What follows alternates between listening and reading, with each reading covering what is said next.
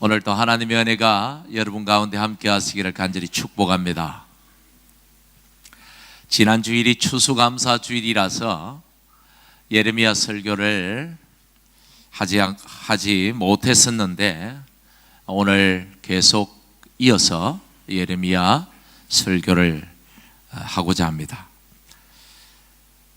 하나님은 끝까지 불순종하는 이스라엘을 오래 참으시고 기다리셨지만 끝까지 회개하지 않고 하나님께로 돌아서지 않는 그들을 결국은 바벨론 군대를 통해서 심판하십니다. 예레미야 39장의 내용이죠. 오늘은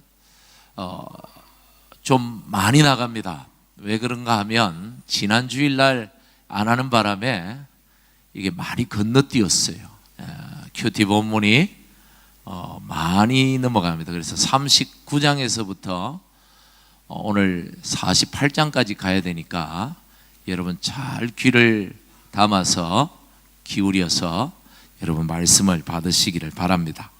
39장에 보니까 드디어 예레미야의 예언대로 바벨론 군대가 예루살렘 성을 함락시킵니다.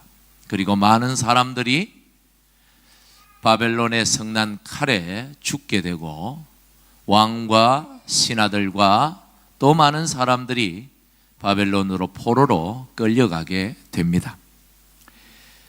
그리고 40장에 보니까 바벨론 왕이 이제 왕을 그 전까지는 그래도 성을 함락했을 때는 왕은 어쨌든 다른 사람으로 세우더라도 왕은 세우고 돌아갔는데 이번에는 왕을 완전히 없애고 총독을 세웁니다. 그다랴라는 유다인을 총독으로 세우고 일부 총독부의 군대를 남기고 그리고 돌아가게 되죠. 그다랴라는 사람이 총독이 되었다는 이제 소문이 유대 지역 전역에 퍼지게 됩니다. 그랬더니 그동안 바벨론 군대와 싸워서 이 끝까지 항전을 했지만 결국은 패전하고 산으로 들로 숨어버렸던 그런 패잔병들이 그다랴에게로 모이기 시작합니다. 좀 이상하죠. 바벨론과 싸웠던 그들인데 바벨론 왕이 세웠던 그다랴에게 항복을 하고 자진해서 다 돌아오게 됩니다. 그것을 보면 이 그다랴라는 사람이 얼마나 그 당시 유대인들에게 신망을 한 몸에 받는 인물이었던가, 얼마나 신뢰할 수 있었던, 어떻게 보면 바벨론에게 나라가 망했지만 그래도 그다랴라는 이 사람이 그나마 총독이 되어서 다행이다. 그래도 이 사람을 중심으로 다시 한번 유다의 회복운동을 할 수 있겠다라는 어떤 희망이 있었기 때문에 많은 사람들이, 그 패잔병들이, 군대 장군들이 그다랴에게도 항복을 하고 돌아오게 됩니다. 그래서 다시 한번 그나마 나라는 망했지만 그나마 그래도 유다에 희망을 걸 수 있는 그래도 인물이 총독이 되었기 때문에 그나마 다행스럽다라고 했는데 41장에 한 장 넘어가 보니까 이스마엘이라는 사람이 등장을 합니다. 이 사람은 유다의 왕족이면서 군대의 장군이었어요. 그랬는데 그다랴가 총독이 되었다는 소식에 굉장히 못마땅했습니다. 아마도 자기가 좀 되고 싶은 그런 마음이 좀 있었던 것 같아요. 굉장히 탐욕스러운 인물인데 이 사람이 암몬 왕에게로 가서 암몬 왕의 이 후원을 받아 그다랴를 암살을 합니다.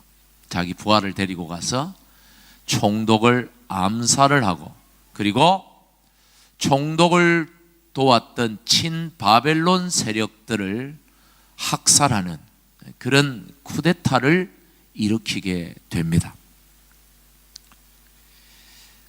다행히도 요하난이라는 이 장군이 일어나서 이 이스마엘을 암몬으로 내어 쫓았지만, 쿠데타는 진압이 되었지만 유다에는 엄청난 시련이 예고되게 되었죠. 어떤 시련이 올까요?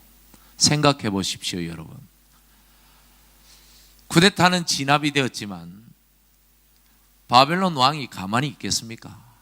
자기가 세운 총독이, 자기 신하들이 유다인의 손에 학살을 당했는데 이 바벨론 왕이 가만히 있겠네 이거죠.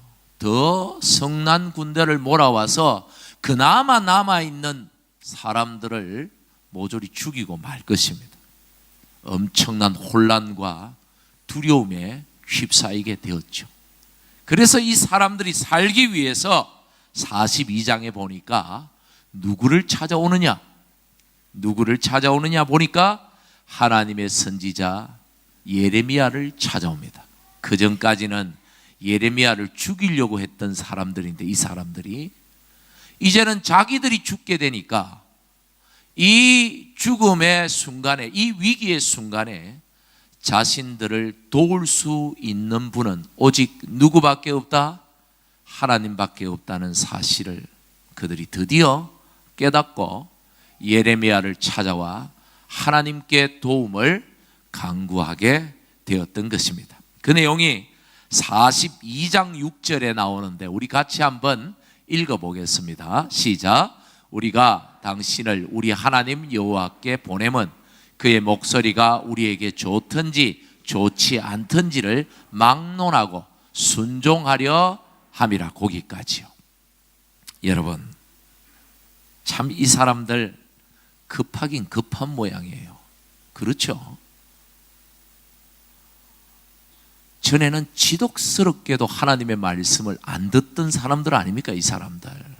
예레미야가 하나님의 말씀을 전했을 때, 그들에게 살 길을 제시했을 때 예레미야의 말을 믿지 않았고 순종하지도 않았고 오히려 예레미야를 죽이려고 했던 그런 사람들인데, 자기들이 이제 목숨이 위태로우니까, 자기들이 이제 다 죽게 생겼으니까 이제는 하나님 앞에 나와서 뭐라고 말합니까? 좋든지 좋지 않든지 하나님이 무슨 말씀을 하시든지 무조건 순종하겠습니다.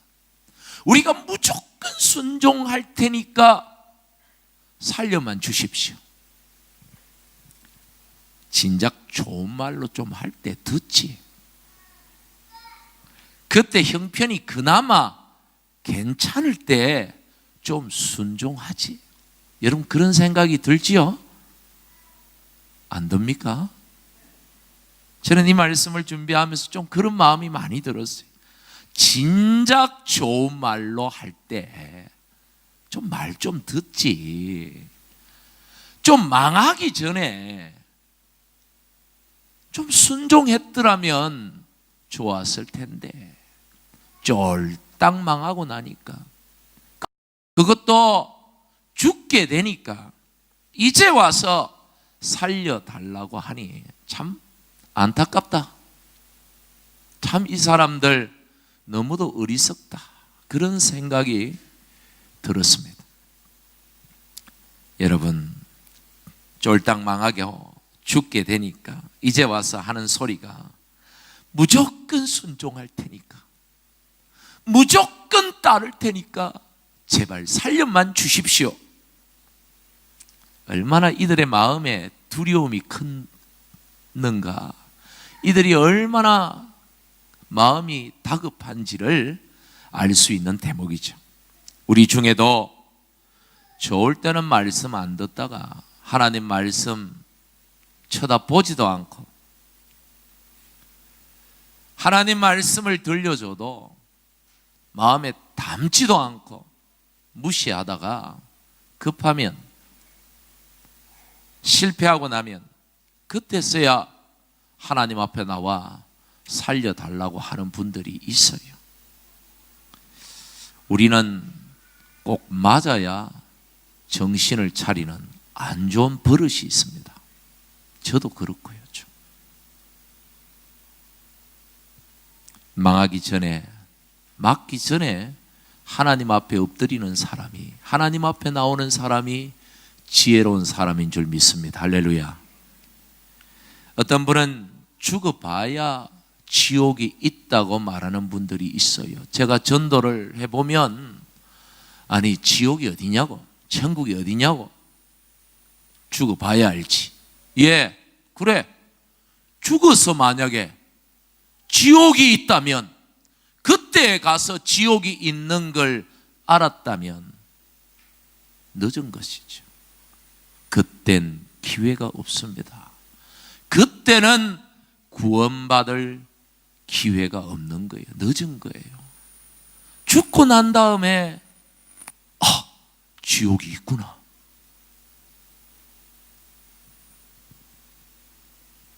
후회할 뿐이죠. 그래서 어떤 목사님이, 부흥사가 그런 얘기를 하더라고요. 지옥에 가보면 끌끌하는 사람이 많다. 그때 예수 믿을 걸. 그때 교회 가자고 할 때 좀 따라갈 걸. 그때 정신 차리고 순종할 걸. 이렇게 끌끌거리는 사람들이 지옥에 많대요. 제가 안 가봐서 모르겠습니다만은,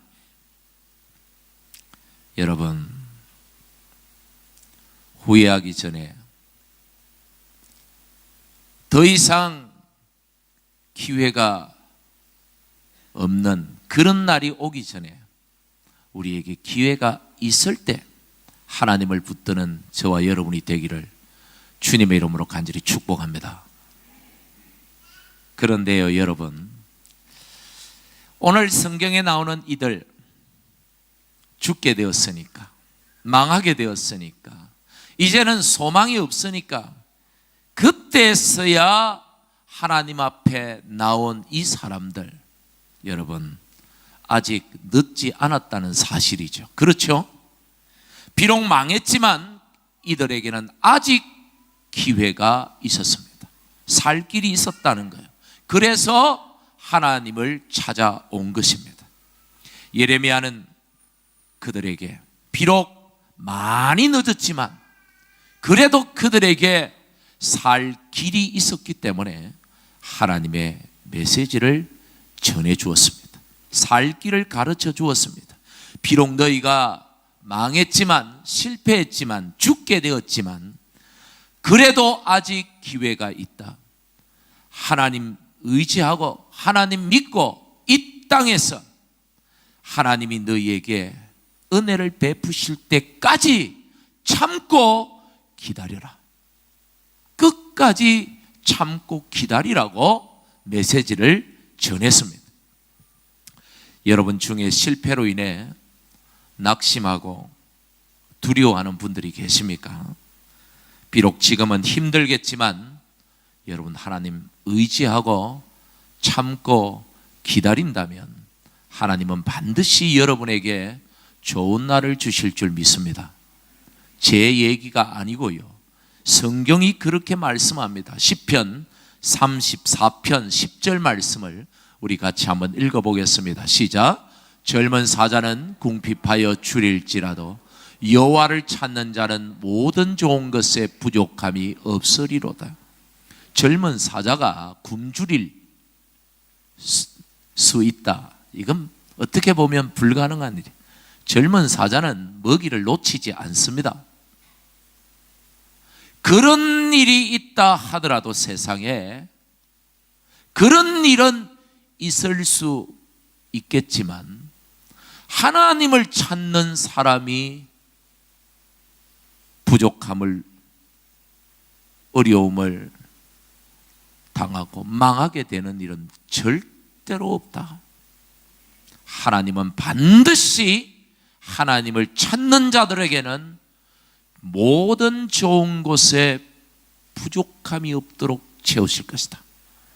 여러분 이 말씀을 믿고 의지하고 하나님을 바라고 끝까지 견디는 여러분이 되시기를 주님의 이름으로 간절히 축복합니다. 그렇게 예레미야는 두려움에 사로잡혀 하나님을 찾아온 그들에게 이 하나님의 말씀을 전했습니다. 그들에게 살 길을 가르쳐 주었다 이 말이죠. 그랬더니 43장 2절 3절에 그들이 뭐라고 말하느냐, 우리 같이 한번 읽어보겠습니다. 시작. 호사야의 아들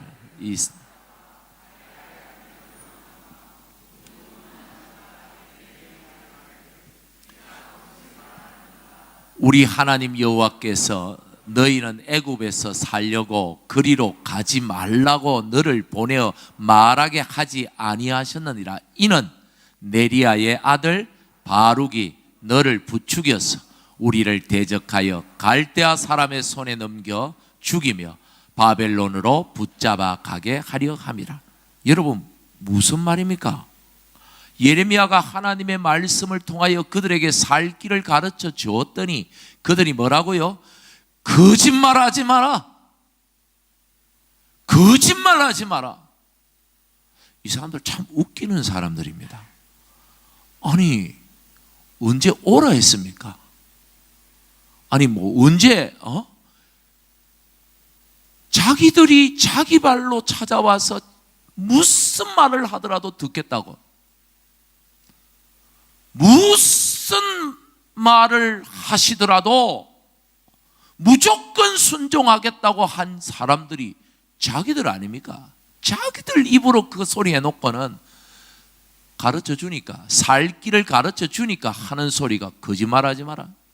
너 지금 바벨론 사람하고 짜고 지금 우리를 죽이려고 하느냐? 웃기는 소리 하지 마라. 여러분, 이 사람들 얘기를 들어보면요, 이 사람들은 처음부터 마음을 정하고 온 사람들 같아요. 그렇죠? 하나님 앞에 살 길을 가르쳐 달라고 무조건 순종하겠습니다, 그렇게 기도는 했지만 이들이 기도하기 전에 이미 그들의 마음에 이미 마음을 다 정하고 그들은 이미 결정을 다 하고 하나님 앞에 나와가지고 그 소리를 했던 거예요. 지금 와서 보니까, 아니, 마음을 다 정해놓고 자기 마음의 결정을 다 해놓고 왜 하나님 앞에 나와가지고 하나님 뜻을 보여달라고 그렇게 기도합니까? 이건 진짜 하나님의 뜻을 알기를 원해서가 아니라 그들은 하나님의 지지를 원했던 거죠. 하나님이 우리 뜻대로 좀 해주면 안 좋습니까? 하나님께서 당신이 우리를 좀 도와주십시오. 우리는 이미 정했으니까 좀 밀어주십시오. 좀 지지 좀 해주십시오. 동의 좀 해주십시오. 우리에게 힘을 좀 실어주십시오. 그랬는데 하나님이 말씀하시기를 자기들하고 정반대로, 자기들은 애굽으로 가기를 원했는데, 이집트로 가기를 원했는데 바벨론이 점령한 이 예루살렘에 그대로 남아 있으라고 하니까 열받은 겁니다.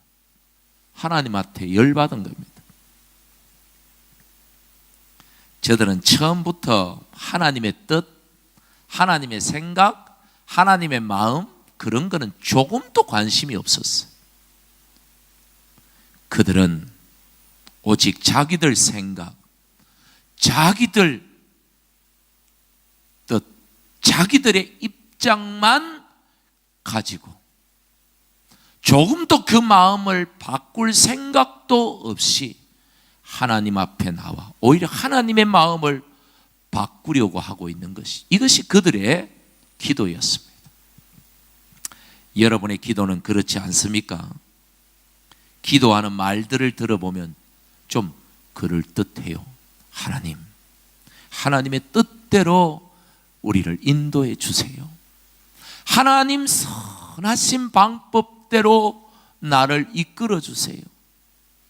하나님 기뻐하시는 삶을 내가 살아가기를 원합니다. 나에게 당신의 길을 보여주세요. 기도는 참 그럴듯하게 해요. 다들 들어보면. 그런데 정작 하나님이 응답을 주시면 반응이 달라집니다. 하나님이 말씀을 하시면 반응이 달라져요. 왜냐하면 말은 그렇게 했지만 내 마음은 이미 정해져 있기 때문입니다. 그런데도 왜 하나님 앞에 그런 기도를 합니까? 하나님이 내 뜻대로 좀 따라주면 좋으니까, 하나님이 내 생각을 좀 지지해 주면 좋으니까, 하나님이 내 계획을 좀 팍팍 밀어주시면 좋으니까. 그래서 그렇게 기도하는 거예요. 사실은 말은 하나님 뜻하지만 사실은 자기 뜻대로 해달라고 기도할 때가 훨씬 더 많죠? 그렇죠? 솔직히 그렇잖아요. 솔직해집시다 좀. 아닌가요? 네. 여러분, 진짜 기도는요, 내 뜻을 버리고 하는 기도입니다. 진짜 기도는 내 고집을 일단 좀 꺾고 하는 것입니다. 그게 기도예요. 나를 비우지 못하면 하나님은 내 마음에 머물실 수가 없는 것이에요. 내가 가득 차 있는데, 내 안에 내가 있는데 어떻게 하나님이 들어오십니까? 내 생각을 내려놓지 못하면 하나님의 생각을 들을 수가 없어요. 어떤 분들은 자기 생각으로 가득 차 있으면서 그런 기도를 하면서도 하나님의 음성 들었대요. 하나님께서 말씀을 하시더래요. 착각하지 마십시오. 자기 소리가 하나님 소리처럼 들렸을 뿐이에요. 그래 놓고 하나님 뜻대로 했는데, 하나님이 하라고 해서 했는데 왜 이렇게 되었냐고, 왜 내가 실패했냐고 하나님 앞에 막 원망을 쏟아놓습니다. 언제 하나님이 그렇게 하라고 했나요? 자기 욕심대로 해놓고 하나님께서 자기 욕심을 채워주지 않으니까 하나님을 향하여 온갖 불평을 쏟아놓는 것이 오늘 우리의 모습이라면, 여러분 오늘 이 시간에 하나님 앞에 용서를 구해야 할 것입니다.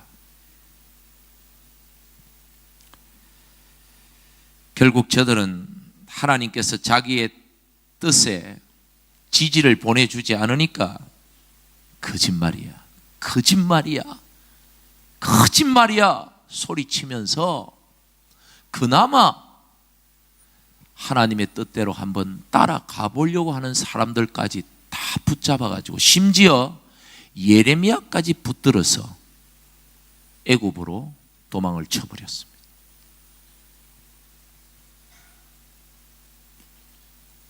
저들은 인생의 절대절명의 위기의 순간에 자기들을 도울 수 있는 것이 하나님이 아니라 애굽 나라라고, 이집트라고 믿었기 때문이죠.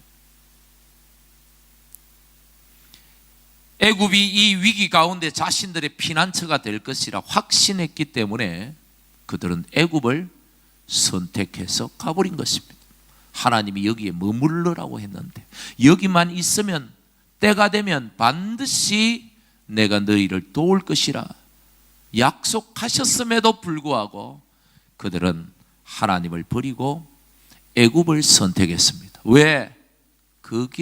그곳이 나를 도울 수 있는 유일한 피난처라고 믿었기 때문입니다. 앞에서 잠깐 언급했습니다마는 쿠데타를 일으켰던 이스마엘은 어디로 도망을 갔습니까? 암몬 왕에게로 도망을 쳤습니다. 왜요?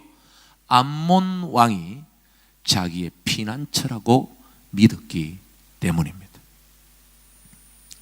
나라가 망하고 바벨론이 유다를 통치하면서 온통 혼란과 어수선함과 두려움과 미래에 대한 불안과 막 이런 것들이 삶을 꽉 누르니까 사람들이 안절부절하면서 자신들의 피난처가 어디에 있는지 피난처를 찾기 시작하는 거죠.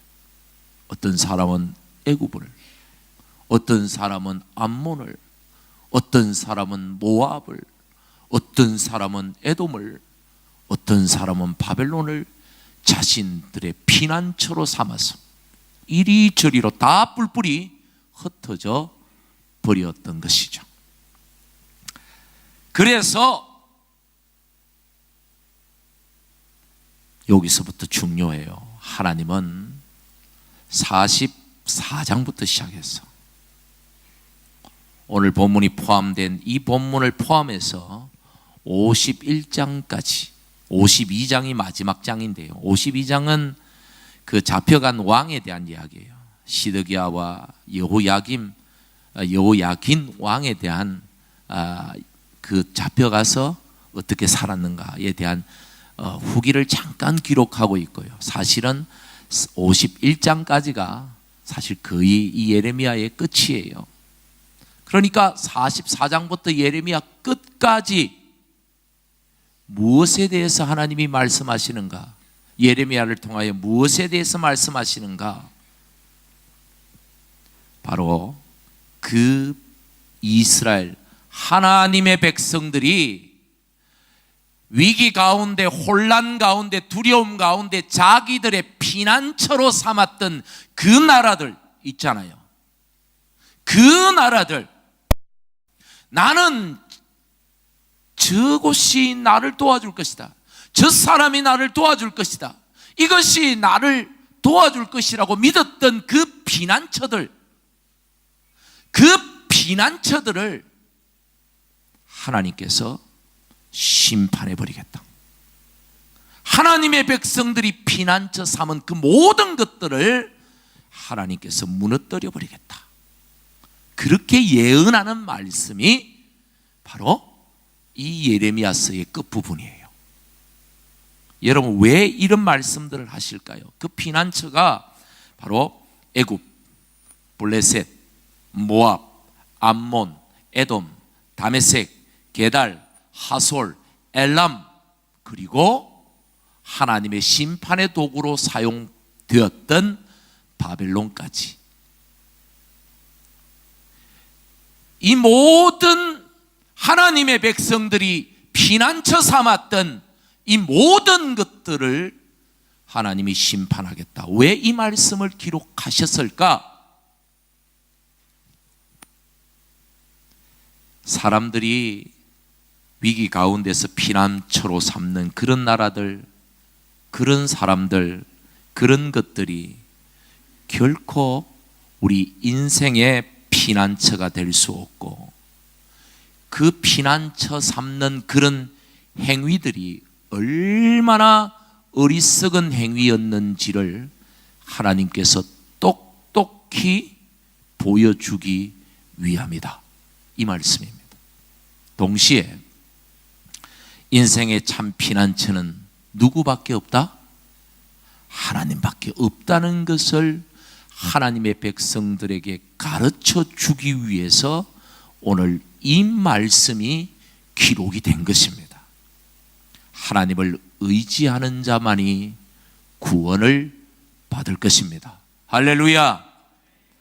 여러분, 오늘 우리가 읽은 본문 48장 7절 여러분 돌아가겠습니다. 참 많이 돌아왔죠. 이제 설교를 끝날 시간이 다 됐는데 이제 본문 이야기합니다. 거의 끝부분이에요. 모압 나라에 대한 심판의 예언입니다. 하나님의 백성들이 피난처로 삼았던 한 나라 모압, 그 모압을 하나님께서 심판하겠다. 왜 그 나라를 심판하겠느냐? 7절에 보니까 우리 같이 한번 읽어볼까요? 시작. 네가 네 업적과 보물들을 의뢰함으로 너도 정복을 당할 것이요. 거기까지만 읽겠습니다. 왜 하나님께서 모압을 심판하시는가? 이 말씀은 왜 하나님께서 하나님의 백성들을 심판할 수밖에 없는가? 보여주는 말씀이에요. 첫째는 무엇 때문입니까? 업적을 신뢰했기 때문에, 나의 업적을 피난처 삼았기 때문이다. 지금까지 그들이 일을 해오면서 나름 잘해왔습니다. 성공했죠. 결과가 참 좋았습니다. 그래서 이룬 것도 참 많습니다. 나라가 아주 강대해졌습니다. 하나님보다 이런 자신들의 업적을 더 신뢰하고 믿었다는 것입니다. 어떤 위기가 찾아와도 지금까지도 그랬던 것처럼 앞으로도 잘 해낼 수 있을 것이라 믿었던 거죠.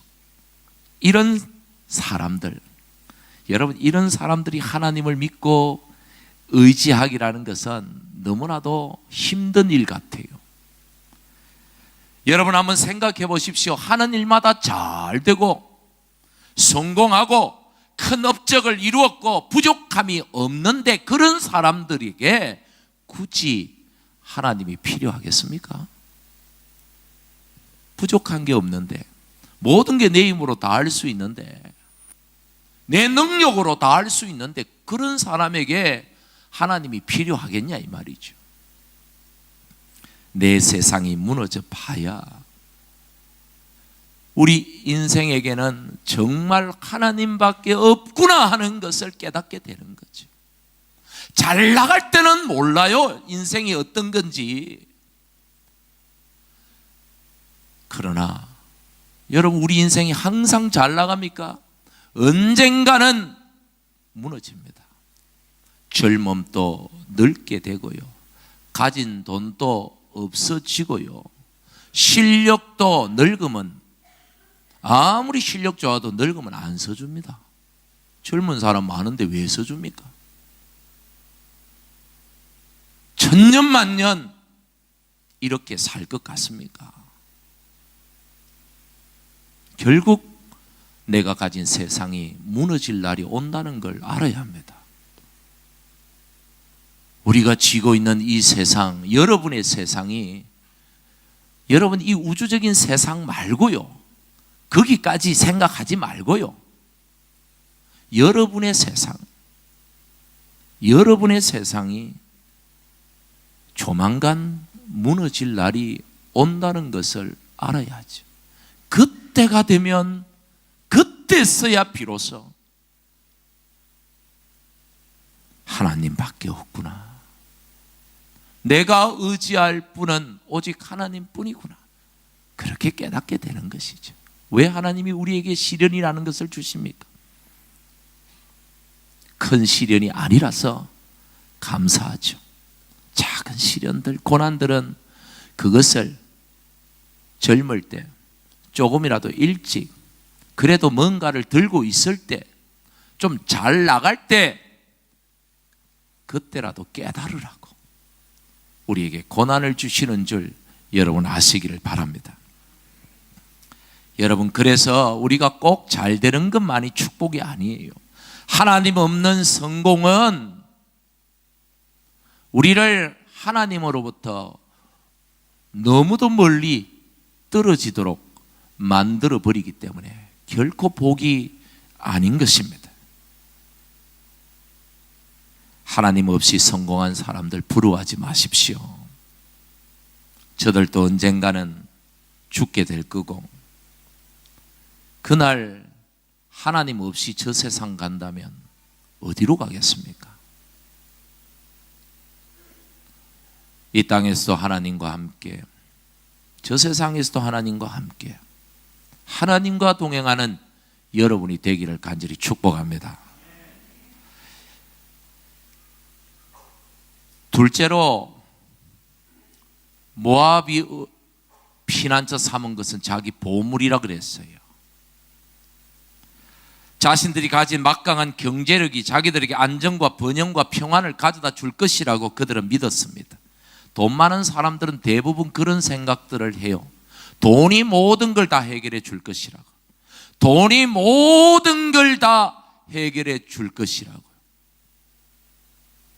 그렇습니까, 여러분? 설명이 필요 없습니다. 여기에 대해서 구차하게 설명할 필요도 없을 만큼 돈은 우리의 모든 문제를 해결해 주지 못합니다.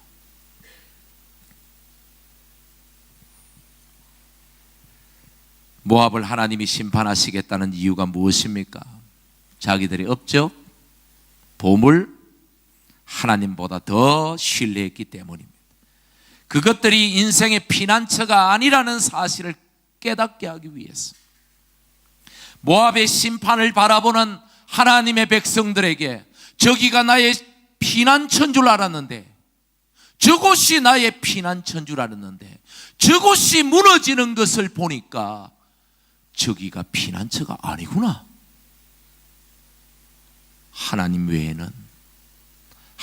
외에는 나의 피난처가 없구나 하는 것을 깨닫게 하기 위하여 모압을 심판하시는 것입니다.